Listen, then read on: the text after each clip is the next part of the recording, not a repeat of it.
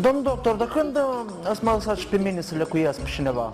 Și ești la practică? Da, eu sunt la practică și de luni de zile de-am tot spăl pe WC-uri, pe așa pe jos și vreau și eu să lecuiesc, fac și eu injecții măcar. Pe vremea când comuniștii în Moldova închideau orice gură mai liberă și nimeni nu avea curajul să spună lucrurilor pe nume, la orizont a apărut Planeta Moldova, un proiect în care sarcasmul și ironia cu care se glumea pe seama moldovenilor, doctorilor și polițiștilor depășea orice imaginație pentru acele timpuri. Ei, hai nu Domnule psiholog, ajutați-mă, vă rog frumos, eu nu mai pot așa trăi mai departe. De acord? Și? Scenetele usturător de ironice despre realitățile moldovenești se răspândeau pe internet cu viteză cosmică, iar protagoniștii Planetei în scurt timp au devenit salvatorii umorului moldovenesc. Suspectul să intre. Intrați. Bună ziua! Aici eu zic dacă e bună sau dacă e rău ziua. Deși în toate sursele erau menționați doar 2 autori ai Planetei Moldova, în realitate a fost un pic altfel. Planeta Moldova, când a început, era făcută în momentele în care ne relaxam. Când vă distrați. Când ne distram, când eram la un pahar cu vin și începeam noi să ne distrăm. Câți oameni erați acolo? 3. Eu, Mitu și Florin. Jocul care îl aveam noi, care mă distra cel mai mult la beție, era că unul începea o poveste și fiecare spunea pe rând câte o frază și construiam povestea între ei, improvizând. Și asta ne distra foarte, foarte mult, pentru că la urma urmei ajungeam la hardcore, gen Planeta Moldova. Și asta era foarte distractiv. A cui a fost ideea Planeta Moldova? S-a născut în distracție. Între voi 3? Da, s-a născut în momentul în care ne plictiseam între ei și am început să ne distrăm cu asta.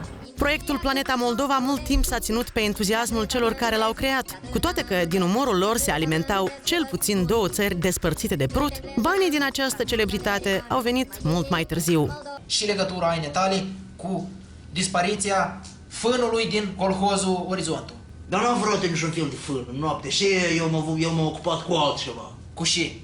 Ei, cu și. Ea niciodată nu a pretins la gloria celor 2 și întotdeauna a fost gata să rămână în umbră, contribuind cu idei la scenarii, dar și ca actriță în diverse scenete.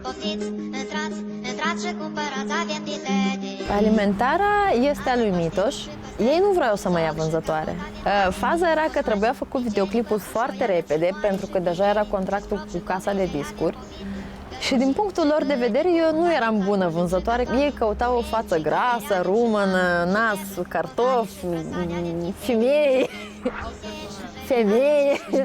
Și eu eram slăbuță. Slăbănoagă. Și eu, când am auzit că eu caută pe altcineva din exterior și eu ardeam de dorință să particip, am spus, voi nu mă credeți că eu pot să joc rolul ăsta? Mituș credea în mine, Florin nu. Și eu m-am dus în dormitor, mi-am băgat vată în obraj ca să par mai grasă. Mi-am băgat un machiaj rapid cu albastru, tot. Mi-am făcut țâțe din ciorapi, că nu le aveam pe atunci.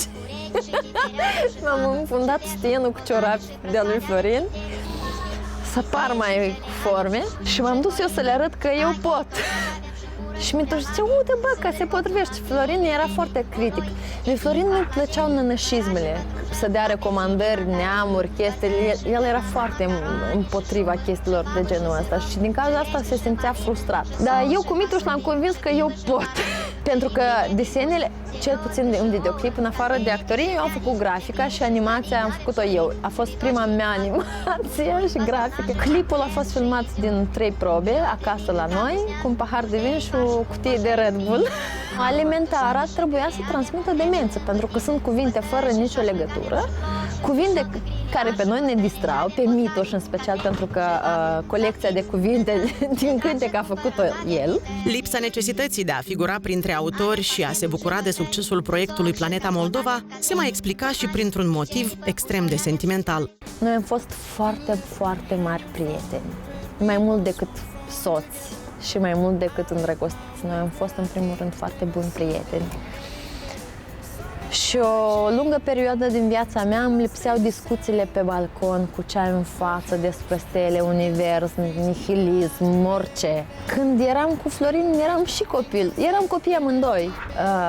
Spre rău sau spre bine, acum mai spre bine, da. După 10 ani de relație, Diana și Florin s-au căsătorit, pentru ca după un an să se despartă. Suferința prin care am trecut amândoi m-a făcut să cresc, m-a făcut puternică, dar mai ales m-a făcut să înțeleg cine sunt eu.